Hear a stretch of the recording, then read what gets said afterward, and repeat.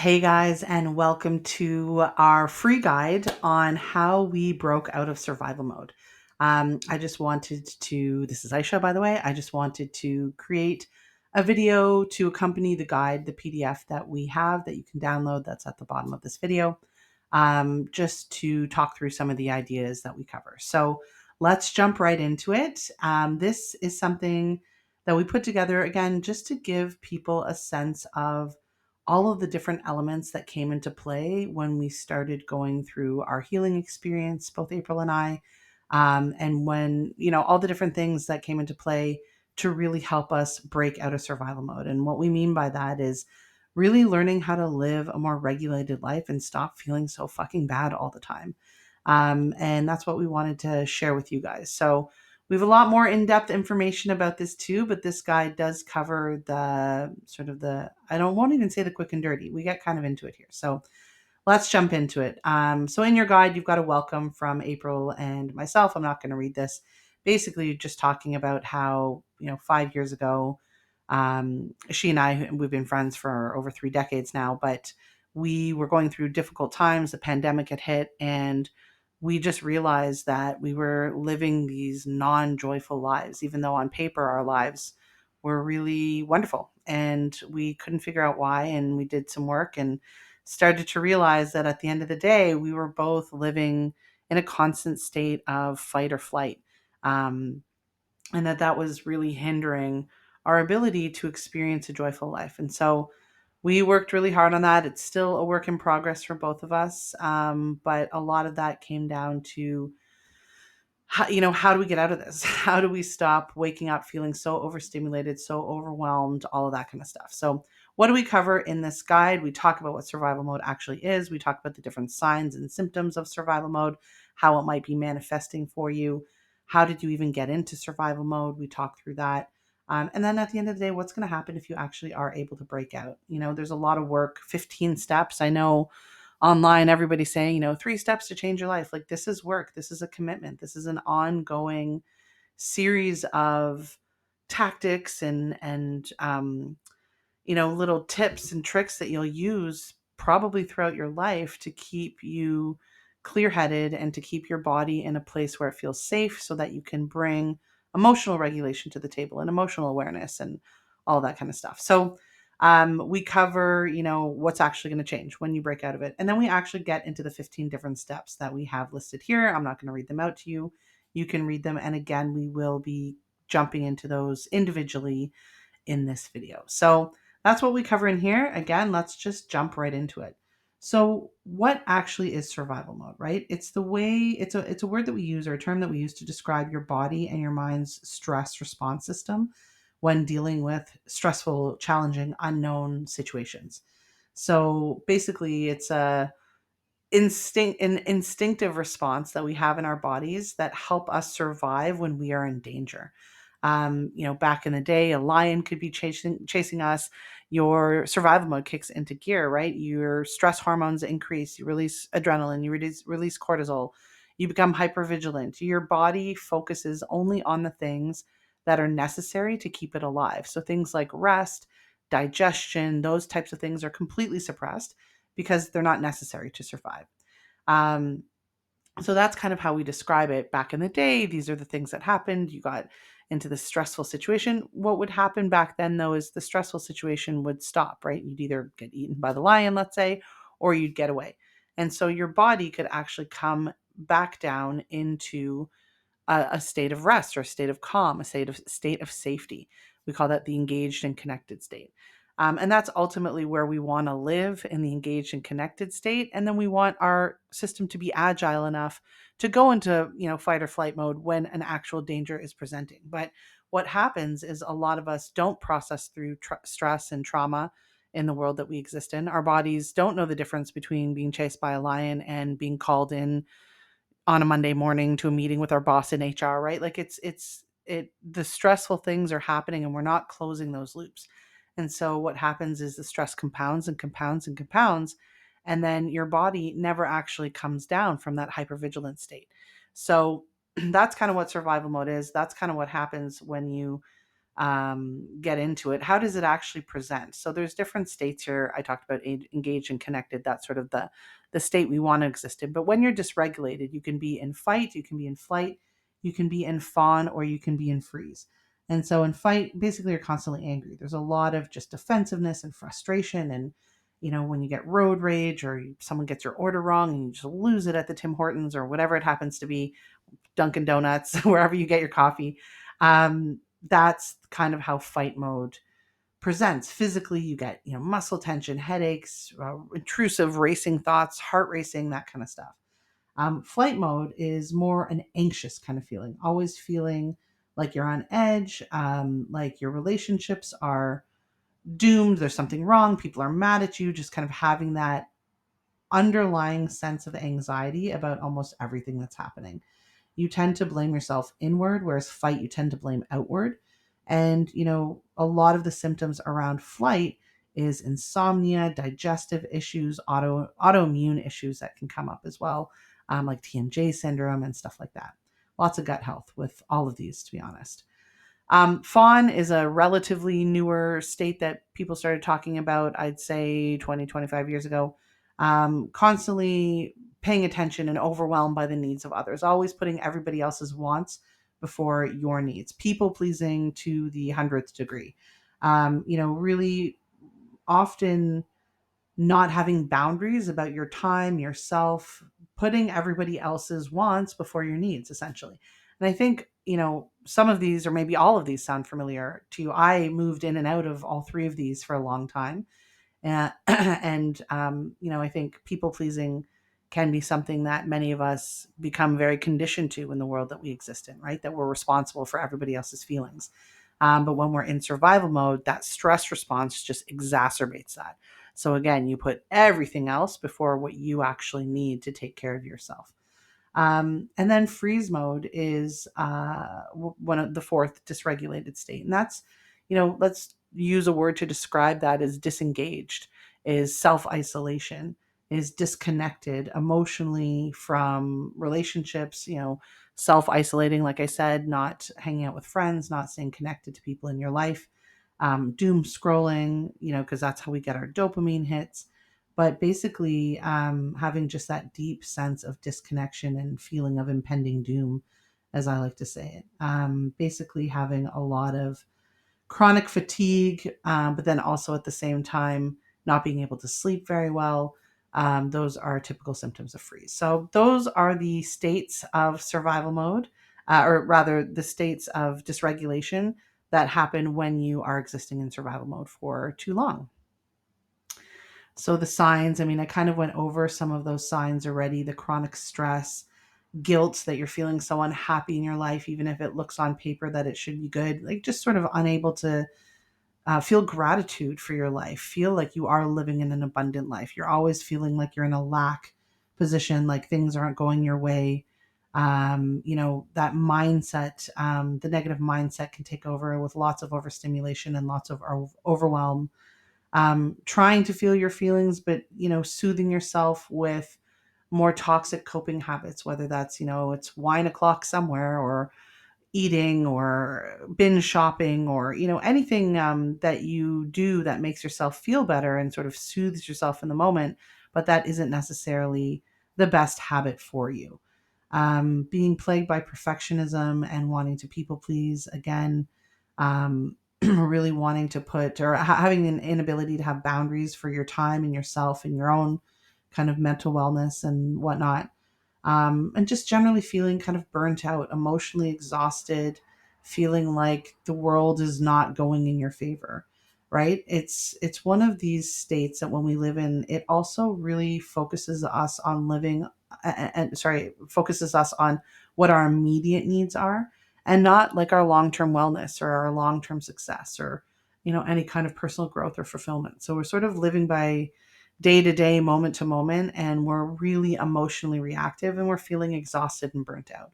So those are the really common signs of survival mode. Again, you can have some psychosomatic symptoms that come with this, like gut issues, like inability to sleep. I suffered from TMJ syndrome because I was clenching my jaw so hard all the time from all the stress, it was basically ruining all the muscles in my face and ears and stressing everything out. So lots of physical things can happen as well in terms of survival mode. So if any of these things sound familiar, you may be living in this state. So how did I get into this mode? I kind of explained it already, right?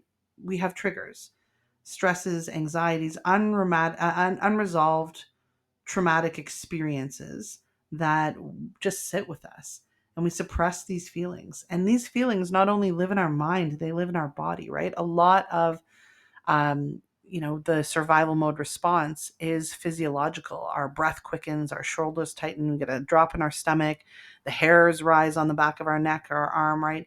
There's a physical response that's happening when you're stressed out.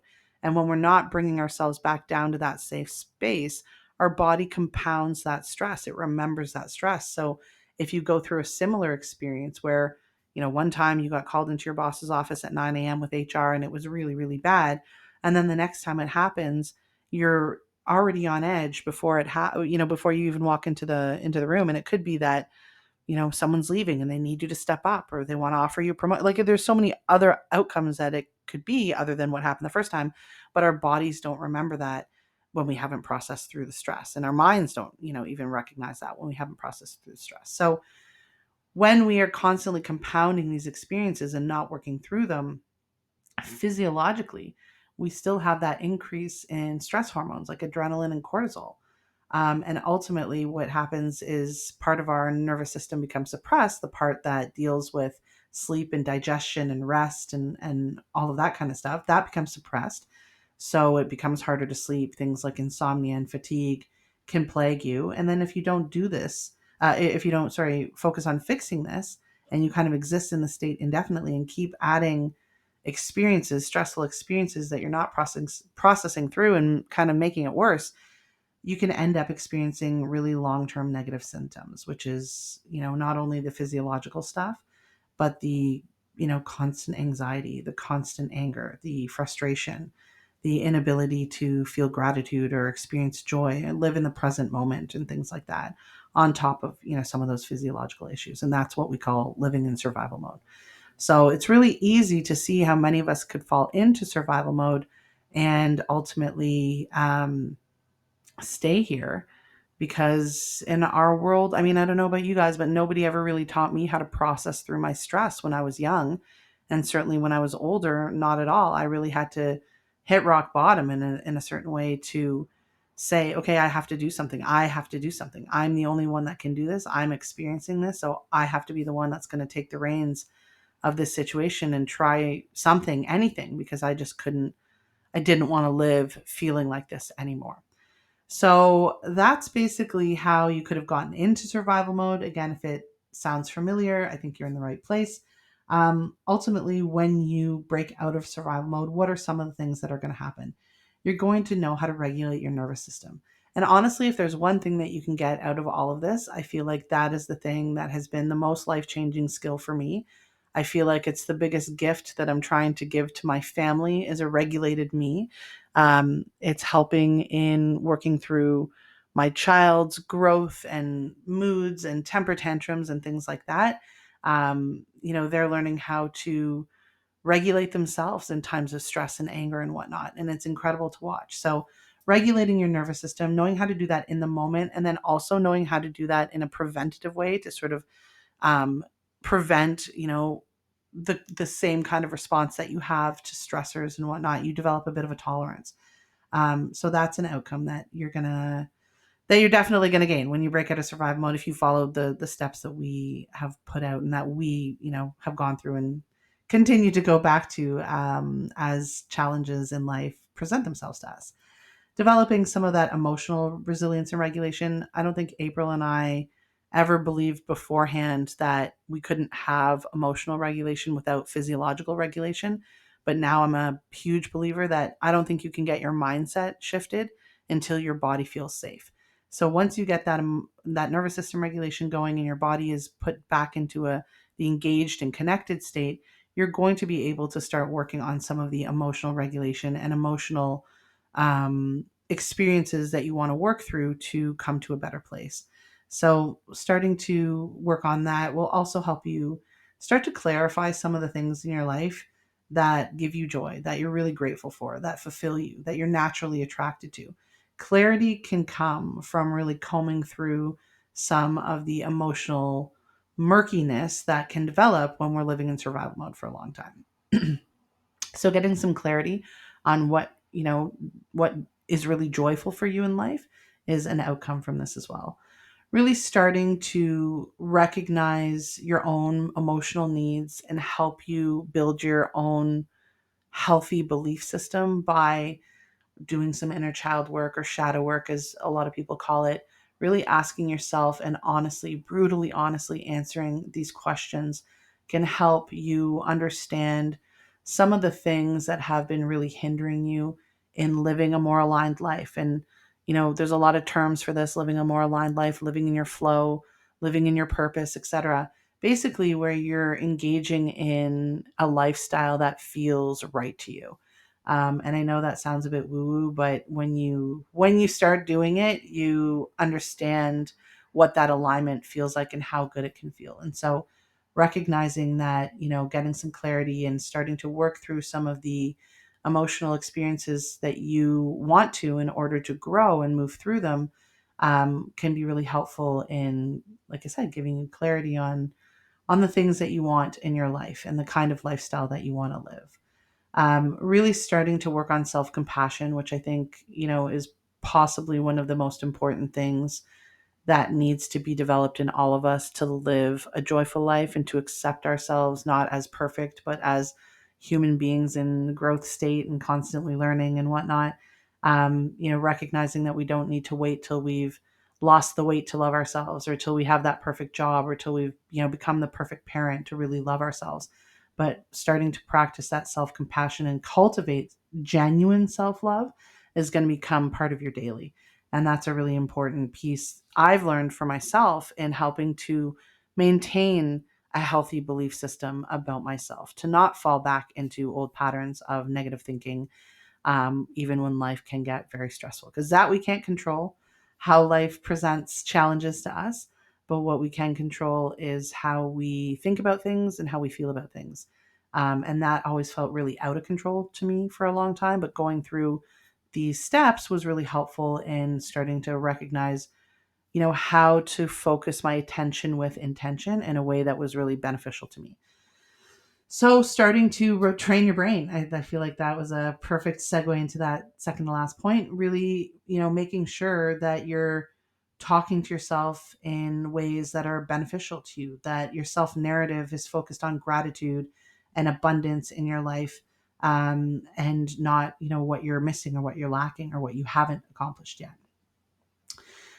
So that's, I think, the reframing of a lot of the self narrative and the language that you use with yourself, which ultimately can really help you identify and reframe the fears that you have, the limiting beliefs that you have, the beliefs that basically stop you from doing the things that you want to do, that make you think differently about yourself or the world or your capacity, or, the things that stop you from, oh, I can't do that. That's just a pipe dream sort of thing.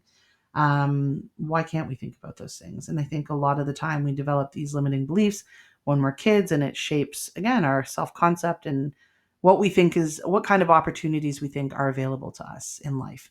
So understanding how to reframe some of those so that they don't hold you back, and that you can actually take steps that will make you feel more aligned, regardless of some belief that was created because some teacher told you one thing when you were in fourth grade and now you believe that to be true, when in fact it's not. And sometimes when we break these things down, we realize how flimsy those beliefs are, but yet we've lived our lives, kind of believing them full force, right? So that is, some of the stuff that can change for you when you break out of survival. There's so many other things, survival mode. Sorry, I'm getting excited and slurring my words, but there's so many other things that are going to happen as well. Everybody's experience with this is unique and individualistic, of course. But for me, when I look back to 5, 6 years ago and how I felt most of the time versus now, when I am experiencing at this particular point in time as I'm recording this video a very difficult time in some elements of my life. And I don't feel the way that I imagine I would have felt 5 years ago without having some of these skills. So, just the joy that I can experience still in the day to day, even when things are rough, they're not solved, they're out of my control. I can't do anything to fix them, but I just have to kind of exist through this hard time. That would have pushed me over the edge, I think, 5 years ago.